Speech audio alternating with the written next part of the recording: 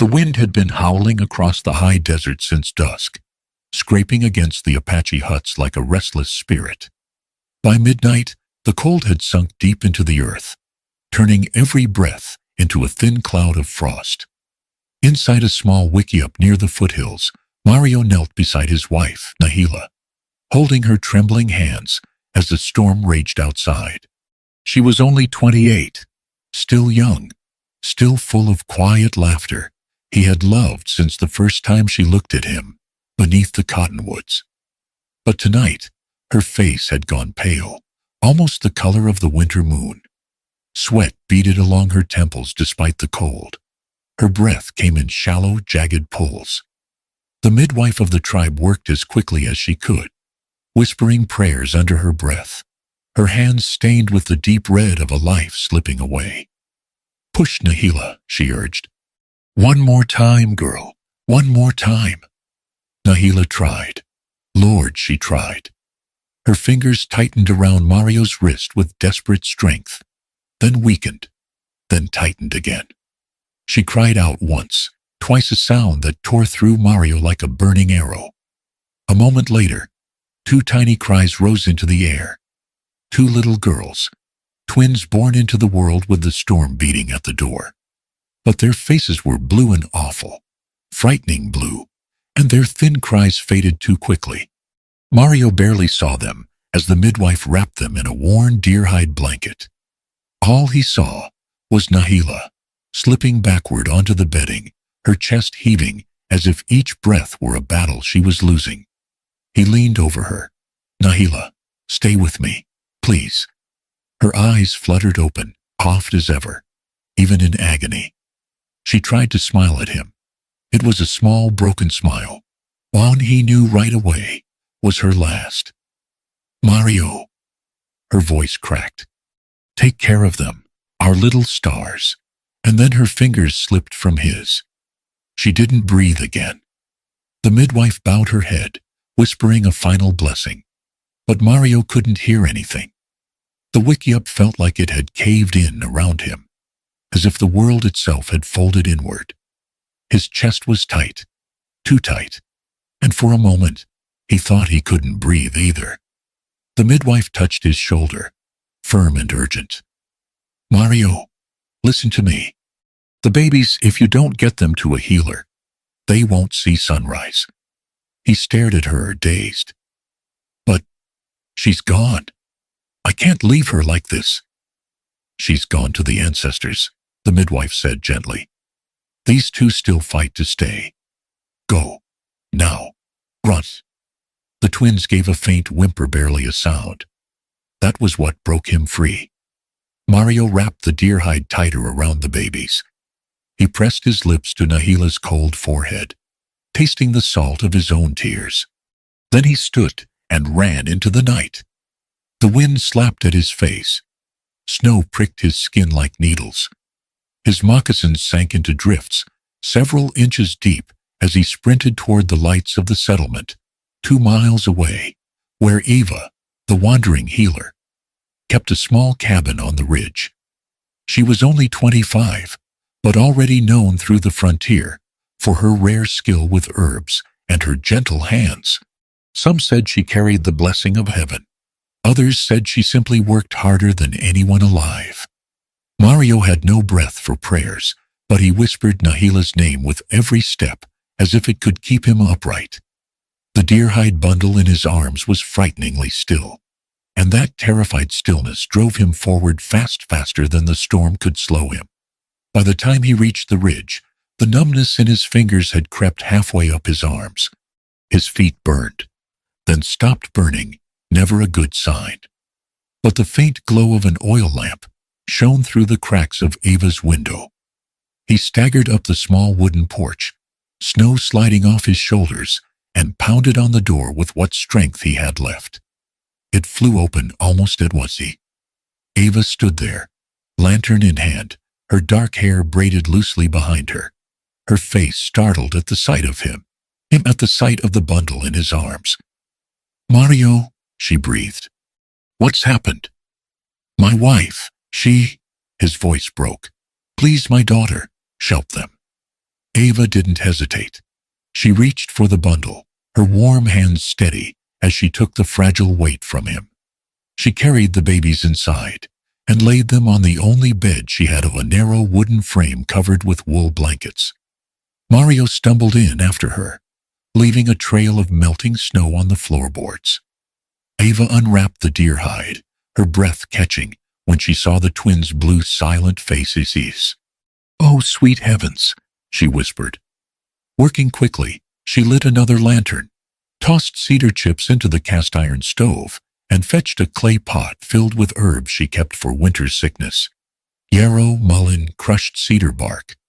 She laid warm cloths on the babies' chests, rubbed their tiny backs, and gently coaxed breath back into their lungs. Minutes passed like hours. At last, that long, trembling Laston baby coughed, then let out a thin, wavering cry. The other followed moments later. Their skin slowly shifted from bluish-purple to pale pink, then to a warmer shade of rose. Mario dropped to his knees, tears spilling freely. He pressed his hands over his face, shoulders shaking. Ava placed a soft blanket over the babies. "They're not out of danger yet. I need to keep them here tonight. Maybe longer." Mario nodded, unable to speak. Ava looked around her tiny cabin on a bed, a simple stove, a small table, and glanced at him with apology. "There's no extra room, Mario, and only one bed." He wiped his face with the back of his hand. "I'll sleep in the barn. I just need to stay close. It's cold, but I can bear it." She hesitated, then nodded softly. "I'll bring you a blanket. There's straw in the stallit. I'll keep the worst of the frost away." So Mario spent that whole night in the small cow barn, lying on a mound of dry straw, wrapped in a thin wool blanket with a lantern beside him. He didn't sleep. Every few minutes, he looked toward the cabin window, where the dim light flickered. Inside that glow were the last pieces of his wife's spirit, his 2 daughters fighting to live. And in the quiet between the howls of the wind, he prayed they would stay. The storm eased toward dawn, settling into a tired hush across the ridge. By the time the first streak of pale light touched Eva's cabin window, the wind had grown weary of its own rage. The world outside lay wrapped in a thick white blanket, quiet, unmuched, and cold enough to freeze breath before it left the lips. Inside, however, a small, stubborn warmth pushed back against the winter. Ava sat beside the bed, her eyes rimmed with sleepless circles. She had spent the entire night tending the twins' warming small towels on the stove, rubbing their tiny limbs to coax life into them, checking their breathing every few minutes. The babies slept now, their chests rising and falling with a fragile but steady rhythm. Their breath was soft, like the faintest whisper of wind brushing against cotton. Ava brushed a finger across one infant's cheek. "Little fighters," she murmured, "both of you." She hadn't meant to grow so attached, not in one night, not when she had spent years building up strong walls around her own heart. But something about these 2 little girls stirred a place inside her that she thought had died the night her home burned and smoke took her husband and child away. She didn't want to remember that night. Yet memories had a way of creeping in when the cabin grew too quiet. A gentle crunch of snow sounded outside, soft, hesitant. Mario. The barn door creaked open, then shut. Boots heavy, tired made their way up the porch, but the man didn't knock. He paused outside the cabin window instead, staring in to make sure the girls were still breathing. Ava exhaled, half in relief, half in sorrow. She saw his silhouette outlined against the faint morning light, tall, strong, but bent slightly under the weight of grief.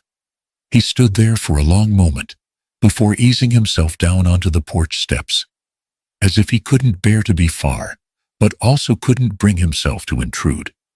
She rose and opened the door. Cold air swept in, swirling around her ankles. "You didn't sleep," she said softly. Mario looked up, His dark hair held flecks of snow. His face was pale from the long night. "No," he admitted. "I couldn't." She stepped aside. "Come in a moment. Warm yourself." He hesitated respectfully, almost shyly, before entering.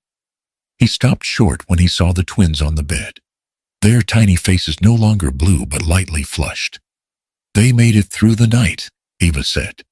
Mario closed his eyes and bowed his head.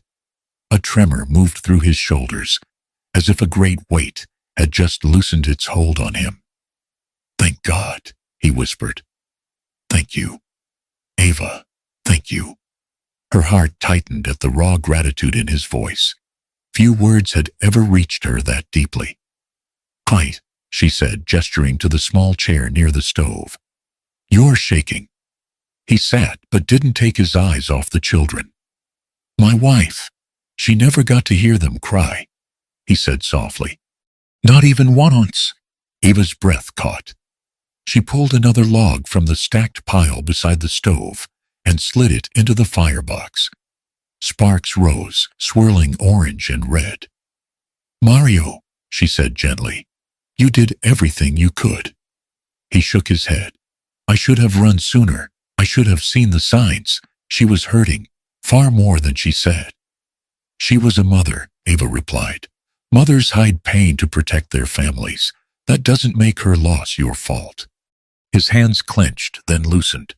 "You speak kindly," he said. "Most would tell me I failed." Eva lowered herself onto the floor beside the stove, sitting cross-legged, as she often did while working herbs. "I've treated enough mothers to know how quickly things can turn. Birth is joy and danger in the same breath. We can only do what we can." For a while they sat in silence, watching the fire breathe. The scent of burning cedar filled the room, comforting and familiar. Outside the window, snow slipped from the edge of the roof in soft, powdery drifts. After a few moments, Mario wiped the corner of his eye and chuckled weakly.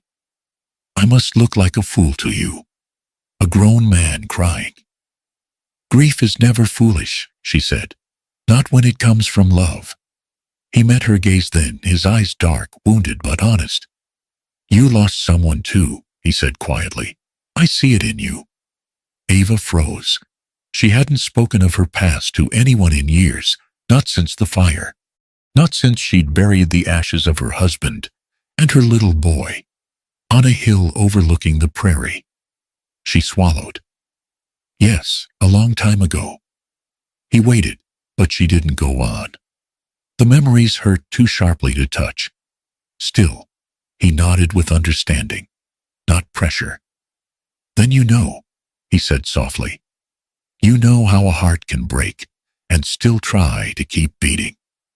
The room warmed not from the stove alone, but from the shared truth, two broken lives, recognizing each other in the quiet glow of dawn. The babies whimpered then, tiny restless sounds.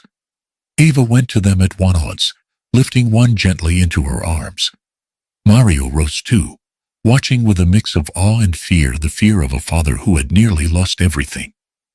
"They're stronger this morning," Eva said. "Still weak, but stronger." Mario touched his daughter's small hand. Her fingers curled around his, no bigger than a bird's talon, but warm olive. He choked on a breath, leaning forward. "Nahila would have loved them so much." Eva's voice softened. "They will know her through you. Children remember what they're told with love." He closed his eyes again, but this time the tears that fell were gentler.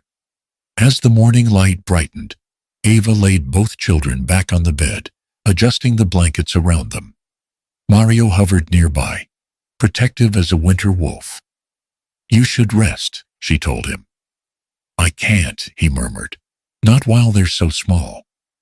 "Then sit with me a while longer." So they did. Two weary souls, sharing watch over new life, as the last of the storm clouds drifted away. The silence between them grew warm, no longer heavy, and the tiny cabinonce, a hollow shelter for a lonely widow, felt strangely fuller than it had in years. For the first time since the fire, Ava didn't feel quite so alone. And for the first time since losing Nahila, Mario felt that maybe, just maybe, the world had not ended after all. For the first time in many winters, sunlight fell clear and bright across Eva's cabin.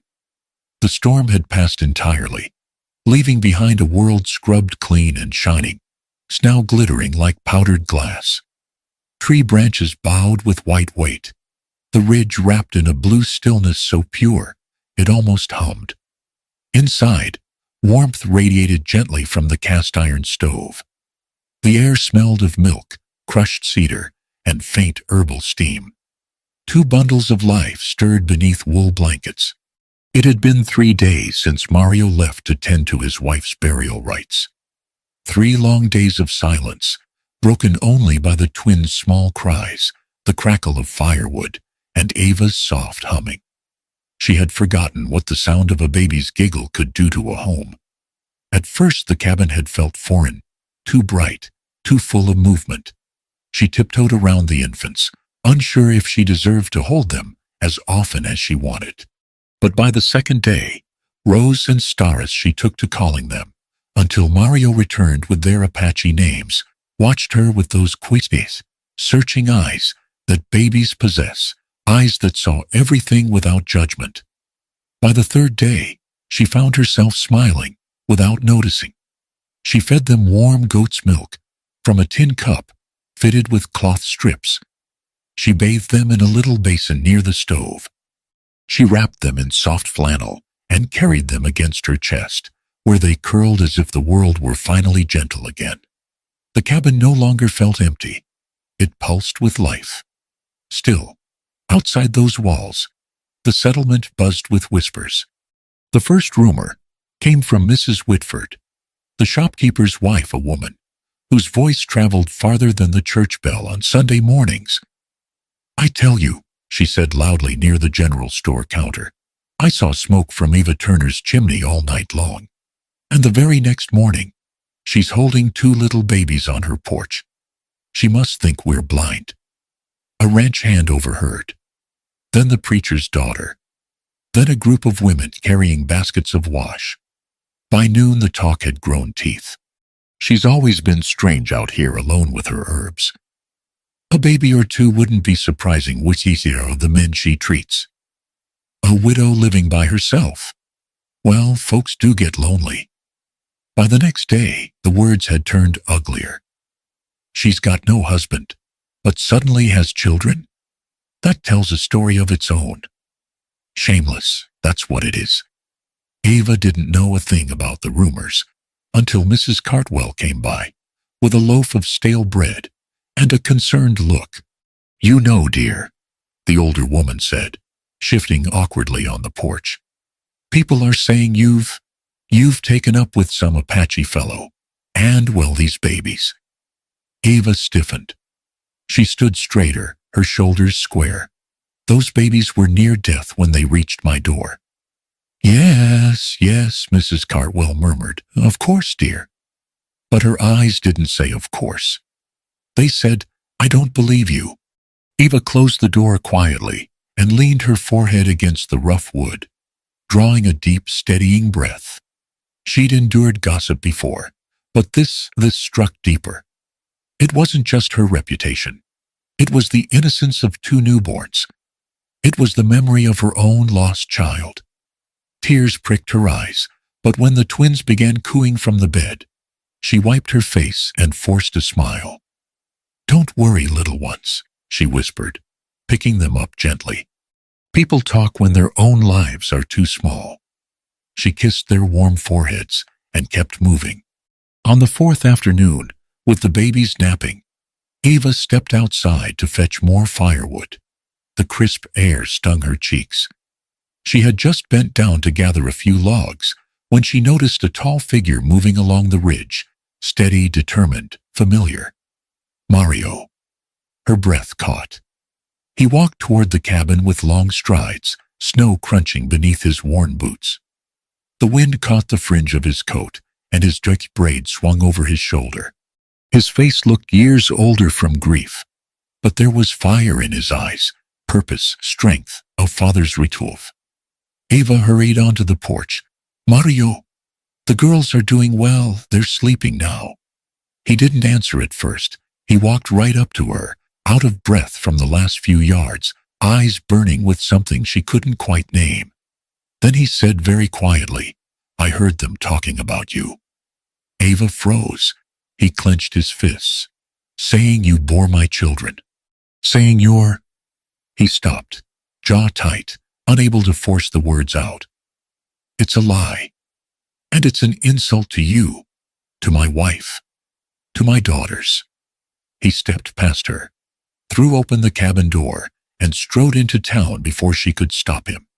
The settlement's main road was crowded with folks going about their afternoon business, loading wagons, buying flour, hauling water. But the moment they saw Mario, everything slowed. Conversations halted. People watched him the way they watched lightning, fearful, but unable to look away. He stopped dead center in front of the general store. My name is Mario, he said loud enough to echo. Those children in the healer's cabin are mine. Their mother was my wife, Nahila, who died giving them life. A hush swept the street. And that woman you gossip about, Eva Turner, she saved my children. You should be thanking her, not dragging her name through mud. Shame crawled across faces. Mrs. Whitford turned red.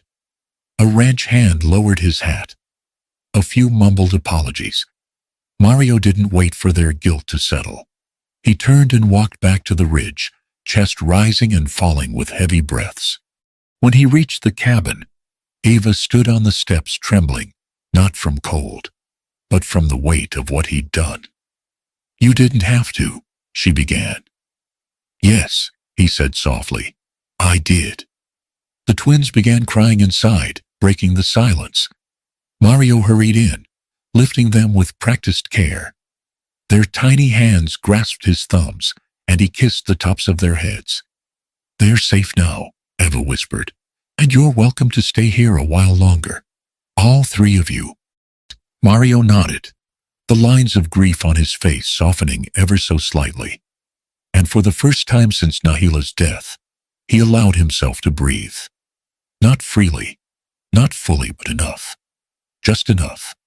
The days that followed were the kind of days folks seldom appreciated until they were gone. Gentle days, steady days, days where nothing extraordinary happened except the quiet healing of wounded hearts.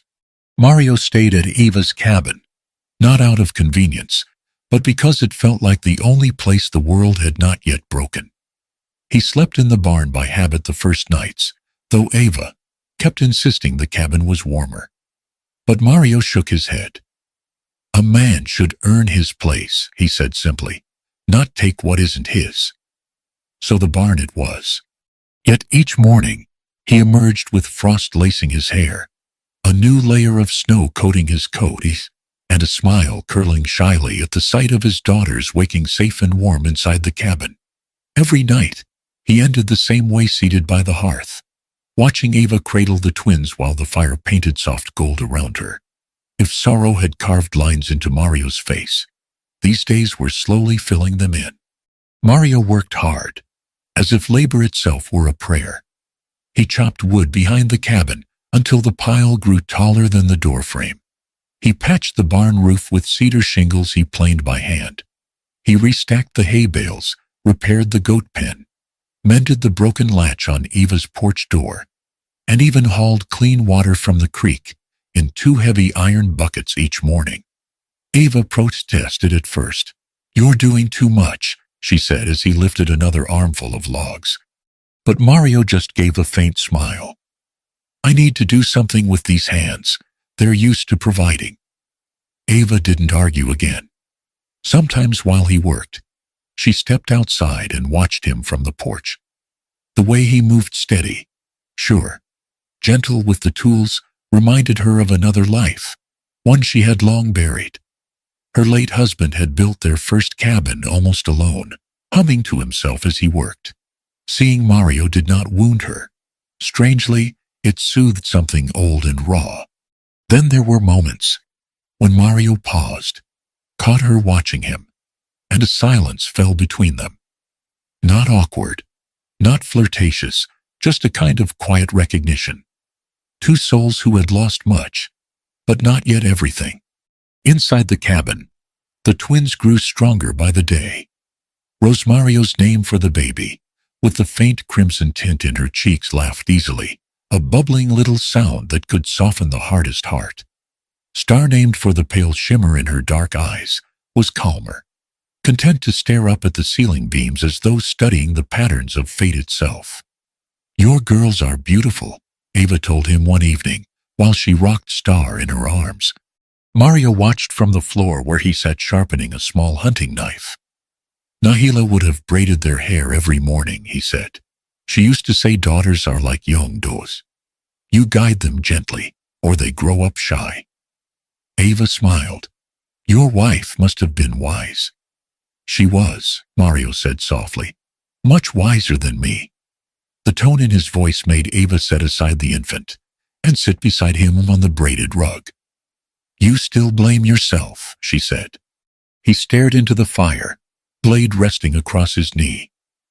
"Every night," he answered. "When the wind hits the walls just right, I hear her call for me. I should have run sooner. I should have seen how weak she'd become." Ava shook her head. "Mario, childbirth is a crossroads no one walks with certainty. Life and death share the same doorway.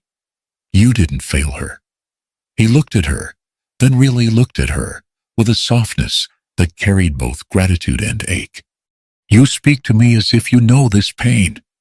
Ava lowered her eyes. "Because I do." She didn't elaborate, not yet. The fire popped inside the stove, sending a shower of sparks upward. Mario waited for her to continue, but when she didn't, he simply nodded, offering respect instead of questions. Some wounds needed silence more than answers. The snow outside gradually melted into patches, revealing brown grass and muddy earth. With the change in weather came a gentle shift between Mario and Ava as well. They ate supper together each night, simple meals of beans, goat cheese, or whatever could be peeled from the winter pantry. Mario offered to cook once, but his attempt at stew had been so poorly seasoned that Ava laughed until tears slipped down her cheeks. Mario laughed too, embarrassed but warmed by the sound. "I'll fetch the water," he said the next night. "You handle the flavor." And so it became their rhythm. Some evenings, after the twins slept, Ava shaped herbs on the table, crushing them with a pestle, mixing salves, preparing winter remedies. Mario watched with fascination. "You save lives with these," he said. "I try," she replied, "but the herbs only do part of the work. The rest depends on the will to live." Mario touched the tiny hand of his sleeping daughter. "Then these two have a strong wills." "Yes," Ava whispered. "They do." Their shoulders brushed lightly. Neither pulled away. One crisp afternoon, as the sun dipped low across the snow-melt fields, Mario fixed the last broken rung of Ava's gate. When he straightened, he saw her standing in the doorway, holding the twins, the golden light haloing around her. For one breathless moment, he felt something shift inside him, something both terrifying and hopeful. But with that hope came guilt. He turned away quickly, bending to pick up his tools. "I shouldn't be here this long," he said, voice tight. "People will talk again." Ava hugged the babies closer. "Let them talk. It doesn't change what's true." "Maybe not for you," he murmured, "but I loved my wife. I still do. I fear that opening my heart again is like betraying her memory." Ava stepped onto the porch, her expression gentle, knowing. "Grief doesn't mean your heart is closed. Sometimes love comes again, not to replace what was lost, but to remind you you were still alive." Mario swallowed hard. He said nothing. She said nothing more, but the words lingered between them as the evening shadows drifted long across the ridge. It was the first moment either of them dared to imagine a future where loneliness wasn't the only companion waiting at the door. The first hint of trouble arrived on a cold, colorless morning, the kind of morning when even the birds stayed quiet, as if they sensed something stirring beneath the calm. Mario had just finished feeding the goats when he felt the change. The air, once still, seemed to tighten around him. A prickle crawled up the back of his neck. He straightened slowly, wiping his hands on his coat, and looked toward the distant road. Two riders approached, fast, angry, with dust rising behind them despite the damp ground. He knew who they were before their faces became clear. Nahila's parents. His chest tightened. He'd expected this day to come, just not so soon, and not with his heart tangled in new, confusing feelings for the healer who had saved his daughters. He stepped forward to meet them. Isaac and Miriam, Nahila's father and mother, reined in their horses so sharply the animals snorted and stamped the ground. Isaac swung down first. His weather-beaten face was twisted with grief and fury, his hair streaked with gray, his coat stiff with the long ride. Miriam followed, her eyes already shining with tears and accusation. "You," she shouted, pointing at Mario. "Where are you hiding her? Where is my daughter?" Mario's stomach dropped. They didn't know yet. He removed his hat and held it over his chest. "Your daughter has passed on." Miriam let out a wail sharp enough to cut the air. She collapsed against Isaac's chest. Isaac held her, but kept his glare fixed on Mario. "And where were you when she died?" Isaac demanded. "Where was her husband?" Mario swallowed hard. "With her, holding her hand." "If you had done your duty," Isaac spat, "she would still be alive." Mario bowed his head. He had rehearsed 1,000 explanations on sleepless nights, but none of them could soften the blow for grieving parents. "She lost too much blood," he said quietly. "Even the midwife." "Lies," Miriam cried. "All lies. She died because you abandoned her." Mario stiffened. "I never left her." Isaac dismounted fully, fists clenched. "Where are the children? Our grandchildren?" "They're inside," Mario said, "with Eva, the healer." At the mention of Eva, Miriam's eyes widened with a different kind of fury. "Oh, I've heard about her. Of course it's some woman. You run to another woman, while my daughter lies cold in the earth."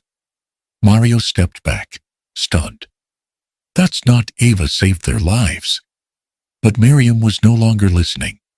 Her grief had tipped into rage. She pushed past Mario and stormed toward the cabin. "Miriam," Mario called, reaching for her arm. She jerked away. "Don't you touch me."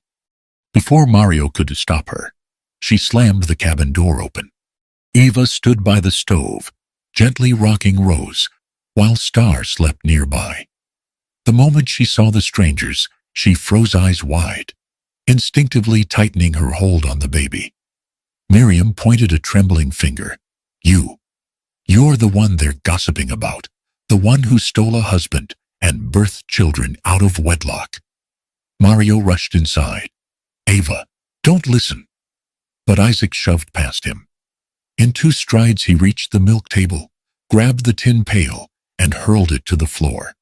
Fresh goat milk splashed across the boards, soaking into the cracks. The goat outside bleated wildly, startled. "Stop," Mario shouted. But Isaac was already kicking over the drowning wreck, sending clean cloths scattering. "That's enough." Mario lunged forward. Isaac swung first, striking Mario in the cheek so hard the blow echoed in the small cabin. Mario stumbled, but didn't strike back. He stood his ground, blood at the corner of his mouth. "I loved your daughter," he said softly. "I still do. But none of this is Eva's fault." Eva's heart hammered against her ribs, but she didn't cry. She held Rose close, whispering soft words to calm the frightened infant. Miriam stepped toward Eva again. "Give me that child." Eva backed away, protective. "She needs quiet. Please don't frighten her." Miriam's voice cracked. "That child should be with her mother." Mario stepped between them. "Her mother is gone, And if it weren't for Eva, both babies would be too. Isaac's face twisted. Or maybe this was your plan all along. Shed your wife, run to another woman, shame our daughter's memory. Mario felt the words like a blade. I would never shame her. Isaac didn't stop. He overturned another stack of firewood, sending logs rolling across the floor. Miriam cried harder, shouting curses, blaming Ava, blaming Mario, blaming the cruel world that had taken their child. Ava stood silent, trembling, but composed. Her face pale, but calm. When Mario finally managed to push Isaac out the door, and Miriam followed in sobs, the cabin fell into thick, painful stillness. Outside, Miriam's cries faded into the wind. Inside, the twins began wailing.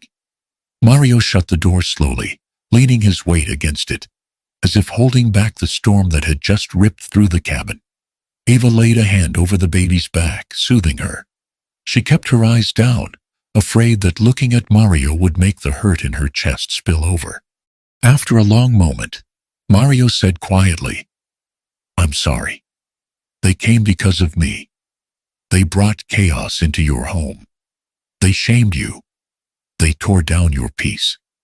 He looked around the damaged cabin, milk-splashed floor, cloth scattered, firewood everywhere. Ava pale and shaken, and something inside him broke. I can't stay, he whispered. Ava's head snapped up. Mario, no. I've brought you trouble from the moment I arrived. You deserve better than this. I'll take the girls and return to my people. You won't hear another whisper of gossip because of me. Tears burned in her eyes. She stepped toward him, but stopped short, as if afraid touching him might make him vanish faster. Mario, this is your home now, and they'll regret what they said. People speak out of grief. He shook his head. I won't let you pay the price for my sorrow. He reached for the twins with hands that trembled, not from cold, but from the weight of the decision. Ava's voice cracked. Please don't go. Mario's heart clenched. He looked at her, not as the healer who saved his daughters, not as the woman gossip had painted falsely, but as the quiet, wounded soul who had opened her home when his world had collapsed. I must, he whispered. And with 2 blankets, a cradle board, and the last strength he had left, Mario walked out into the gray daylight away from the only warmth he'd known since losing Nahila. Ava watched from the doorway, arm wrapped around her middle, as if holding herself together.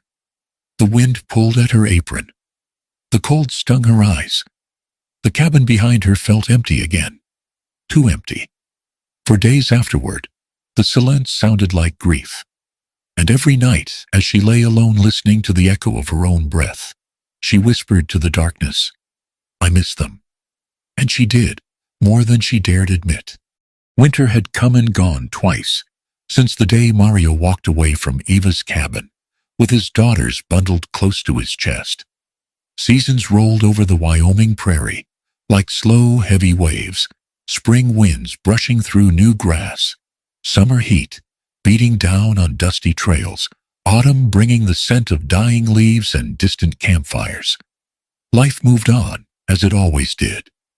But some memories refused to loosen their hold. Ava lived quietly. She tended to sick ranchers, delivered infants, stitched cuts, and mixed herbal tonics. Folks respected her more after learning the truth. But respect wasn't the same as companionship. Admirers did appear, widowers with warm smiles, young cowboys with hopeful eyes, even a prosperous cattleman who visited her 3 times before accepting her refusal. Your heart's already taken, he said gently one afternoon. Ava gave him a sad smile. It seemed so. And though she tried to bury the ache, tried to rebuild her life, every night when the wind howled against her window, she remembered the soft cries of 2 infants and the way Mario whispered their names like prayers. She remembered the warmth of his presence, the steadiness of his voice, the unspoken affection that had begun to take root before everything fell apart. Loneliness returned, but a different kind this time, loneliness tinged with hope. She no longer believed she had the right to feel. Far across the rolling plains, Mario raised his daughters among his Apache kin. Rose grew spirited and bold, always racing ahead. Star grew thoughtful, gentle, her gaze forever searching the horizon. They were happy children, strong, curious, full of life. But on quiet nights, when the tribe gathered around the fire, Mario sometimes drifted into silence. His mother noticed. His brothers noticed. Even the little girls noticed. "Daddy," Rose would ask, "why do you look at the stars that way?" And Mario, who had always been careful with his words, answered truthfully, "I'm thinking of someone who once helped us." Star often pressed her head against his shoulder. "Will we see her someday?" Mario would smile, the kind of smile grief leaves behind, soft and worn. "If the Creator wishes." He told himself he'd done the right thing by leaving. He had protected Eva's reputation, shielded her from the storm his in-laws had brought. But some nights, when he closed his eyes, he could still hear her voice breaking. "Please don't go." And that memory, gentle, painful, unforgettable, never let him sleep easily. Then came Christmas Eve, 2 years after their parting. Snow dusted the ground like sifted flour, and lanterns glowed from cabin windows all along the settlement road. Families gathered for the small celebration at the town square, where a wooden platform had been dressed with pine boughs, and a fiddle band played slow, cheerful tunes. Ava went alone. She told herself she only wanted to listen to the music, watch the children play, and breathe in the scent of roasted chestnuts from the vendor's cart. She wrapped her wool shawl tight, tucked stray curls behind her ear, and walked among people with a polite smile that hid her trembling heart. When fireworks began, small bursts of red and green flaring above the roofs, she lifted her chin, letting the glow wash across her face. That was when she saw them. A man, tall, strong-shouldered, wearing a fringed coat, dusted with snow, walking hand in hand with 2 young girls. The girls held peppermint sticks in mittened hands, giggling as they pointed at the fireworks. Ava's breath caught.